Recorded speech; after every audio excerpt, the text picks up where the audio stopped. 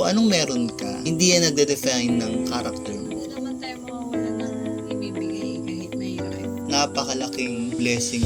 Sikawinit ka, nagulat ako sa'yo Tapos, pagdating naman sa dami nilang possession, ang dami nilang property, pagka hindi mo na nare-represent si God, akala mo, wow, nakakaangat ka na sa iba, pero yung pala, pagka naman, pero pa ako salita dito. Okay naman tayo. Na-harvest naman natin ngayon yung relationship natin. Hello, Pang! Thank you at napadaan ka sa video na ito. Malaking tulong sa amin if you watch and engage in this episode.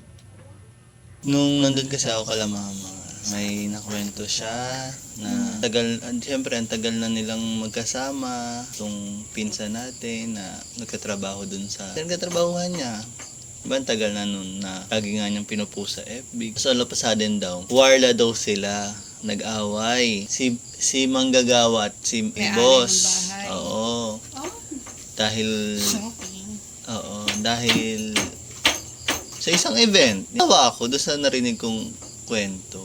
Kasi dahil nga lang sa isang dahilan, alam mo kung ano yung isang dahilan na yun. Mabagal daw gumawa si Manggagawa. Nawa ako doon sa bintang nitong boss kasi iisa lang naman yung manggagawa niya. Tapos sasabihin niya, ang tagal nung construction. So yun yung dahilan kung bakit sila nag-wireless. Katotohanan na yung ang dami nilang possession, ang dami nilang property. Tapos pagdating naman sa character, salat sila. Natatawa lang ako kasi hindi talaga sa pera ang sukatan ng buhay. Ang bag ka naman. Ano ba? Ang bag ka naman, oh. Pero pa ako salita dito. Hindi mo ako makarelate doon. Kumbaga, yung buhay natin, parang hindi mo siya ipagyayabang or hindi yung kung anong meron ka, hindi mo pagyayabang. Kung pagdating naman ng isang event na yan, isang magulong senaryo sa buhay mo, nag-iiba yung ugali mo. Hindi mo na nare-represent si God. Akala mo, wow, nakakaangat ka na sa iba, pero yung pala, salat ka. Salat ka sa character, sa virtue, and ginagawa ko na dinajudge natin yung tao na yun. Para sa akin, kasi isang Kristiyano din yun eh. Para matuwid, matama yung mali. For good, hindi naman para siraan yung tao. Yes, oo.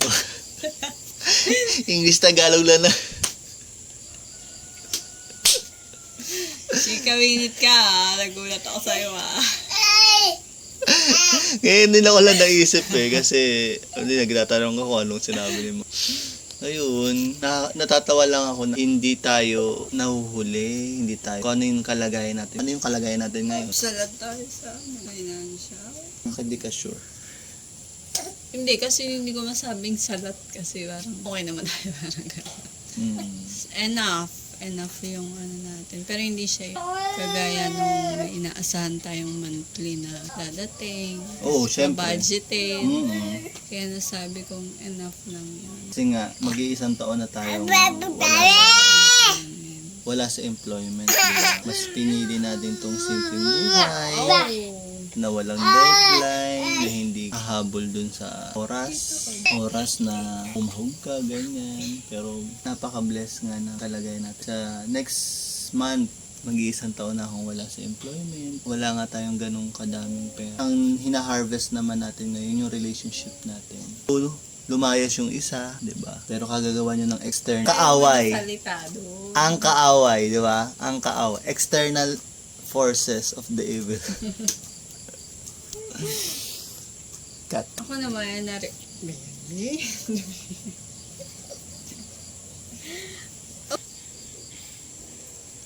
Hindi nga, yung kalagayan natin, compare naman sa iba, may mga naawa nga sa atin, sa mga anak natin. Pero sa lens ni God, tsaka sa na-experience natin, dun sa 11 months na wala ako sa employment. Hindi tayo pinapabayaan ni God.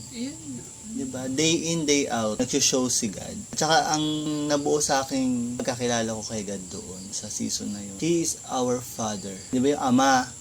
provider siya. Siya yung nagbibigay ng makakain sa atin. Yes. Ganyan.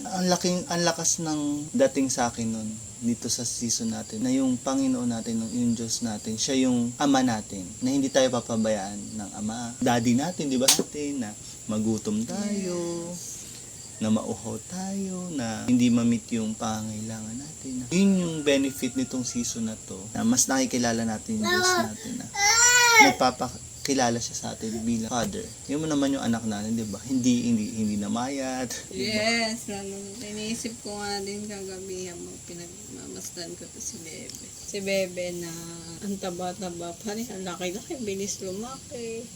Tapos parang sa yung mga anak natin, si baby siya na unemployed ka. Nawala tayo sa employment pero hindi talaga siya pinapabayaan ni Lord. Kasi siya yung pinakamalaki talaga. Tsaka, pagpasalamat din natin yung gatas na meron ka. Diba? Patuloy pa rin yung gatas. Napakalaking blessing nun. Kasi yung ibang ina na may sanggol, wala silang gatas. So, it cost them na ng 2,000 na magkano na ba S21 ngayon, di ba? S26. S26 pala.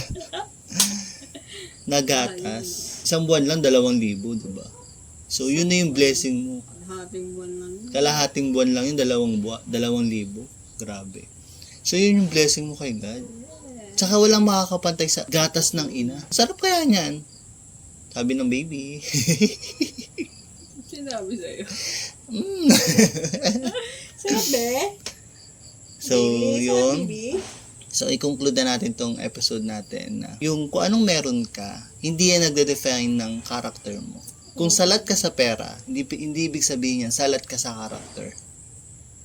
'Di ba? Sabi nga kung yung wealth daw, ito yung magnifier mo. Dito yung makikita kung anong tao ka. Kung ang tao, ang character niya, generous siya, kahit maliit yan, kung anong meron ka, magbibigay ka. Magmamagnify lang yung character mo na yun, kahit meron kang maraming pera, magiging mas generous ka. So kung ang tao, sakim, madamot, meron siyang maliit, madamot siya. Pag marami siyang pera, mas madamot siya. So nagmamagnify lang yung character natin. Kung gaano kadami yung pag-aari natin. Anything to say? Hindi, ano mo yan? Wala nga simple. Kung ano yung character na ma-magnify talaga nung wealth. Hindi mo hihintayin na magkapera ka bago ka magbigay. Pero kung yun na talaga yung ugali mo, kahit na nawala ka pa,